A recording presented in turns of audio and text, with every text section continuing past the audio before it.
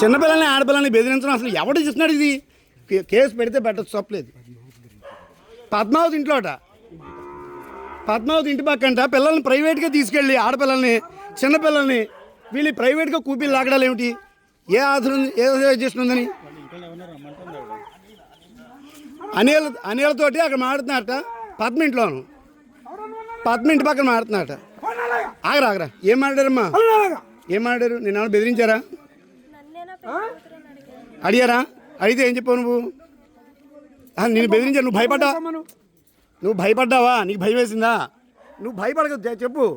నేను నీకు సంబంధం లేకనే నేను వచ్చి అడుగుతున్నారు కదా, వాళ్ళు బెదిరిస్తున్నారు కదా. గుర్తుపెట్టుకుంటాం మేము, మరి వదిలిపెట్టేది లేదు. ఇక దీన్నే వాళ్ళు పిచ్చి నువ్వు పెళ్లి కూతురువా, ఇక్కడ పెళ్లి జరిగిందా, పెళ్లి జరుగుతుందా అని చెప్పి అడుగుతున్నారు. భయపడిపోతున్నారు. అది ఇప్పుడు జ్వరం వచ్చి పారిపోతుంది. అది అలా బెదిరి ప్రైవేట్గా తీసుకెళ్ళిపోయి మాట్లాడేసుకోవచ్చు. అలా ఎలా ఉంటుందండి అసలు? ఆ చట్టం ఎక్కడైనా ఉంటుంది అలాగా? అంటే మేము చట్టం అక్షరముకు రాకుండా ఇక్కడ వచ్చాం, ఎంఎస్సీలు పిహెచ్లు మేము చట్టాలు ఏమీ తెలియకుండా బతికేస్తూ ఉంటారా అని మీరు? అంటే మేము బ్రాహ్మణులు అంటే కాదు, పంచి కట్టుకుంటే మాకు అక్షరముకు రాదనుకుంటారా మీరు? పంచి కట్టుకుంటే వీళ్ళకి ఏం పర్లేదు, రుబాబు చేసి ఇష్టమైన ఇంట్లో దూరేయచ్చు అని చెప్పేసి మీకు చెప్పారు. అక్కడ ఏదో జరుగుతుంది. Something is going on their. Because for a long time we have been facing the same issue.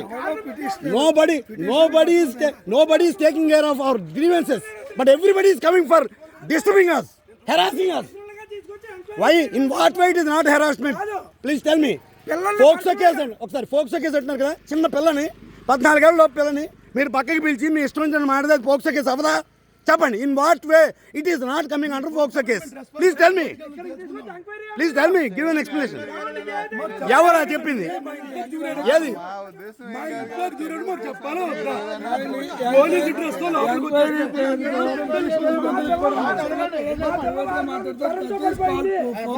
కాదంటారా? చెప్పండి. మీరు కాదని చెప్పండి. మీరు క్వాలిఫైడే కదా, క్వాలిఫికేషన్ లేకుండా మీకేం ఇవ్వలేదుగా పొజిషన్స్ ఏమైనా? మీరు క్వాలిఫైడే కదా, క్వాలిఫికేషన్ లేకుండా మీకేం పొజిషన్స్ ఇవ్వలేదు కదా. చిన్నపిల్లని మీరు ప్రైవేట్గా తీసుకొచ్చి మాట్లాడడం అనేది అది పోక్సో అవ్వదా? చెప్పండి. మేము అదే అడుగుతాం.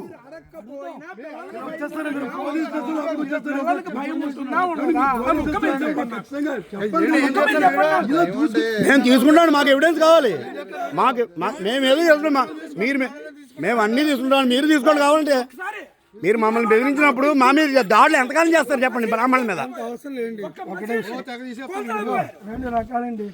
వాళ్ళ వీడియో తీసుకోవడం, మా ఫైట్ మేము తీసుకున్నాం. మీ దగ్గర క్రైమ్ ఉంటే మీరు రిజిస్టర్ చేయండి, అరెస్ట్ చేయండి. మేము వస్తాం, కోర్టులో తెలుసుకుంటాం. మేము డిఫెమేషన్ వస్తాం, మేము మేము మనుగడ కోసం పోరాటం. మేము సిటిజన్స్ కదండి, మేము అడుగుమని. అందుకే కంప్లైంట్ ఇవ్వండి మీరు అందుకే కంప్లైంట్ కరెస్పాండింగ్ గా మీరు చేయండి.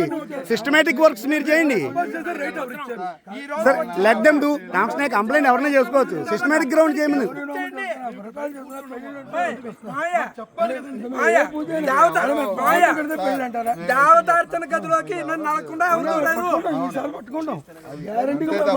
మేము వదిలిపెట్టేది లేదండి.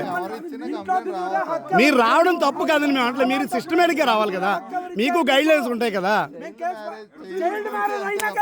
చూడండి, ఎంక్వైరీ వేరు. మీరు వచ్చిన విధానం, మీరు సెట్ వారెంట్తో వచ్చినట్లు వచ్చారు మీరు. నాకు అదంతా అవసరం. నా ఇంట్లో పర్మిషన్ లేకుండా ఎవరు దూరం, దేవుడి గదిలోకి దూరం ఎవరు దూరం?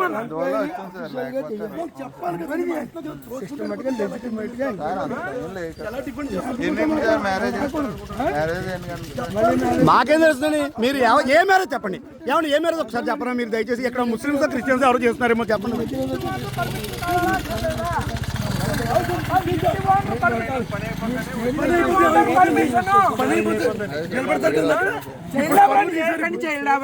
ఎంతమందిని కాపాడారు చెప్పండి?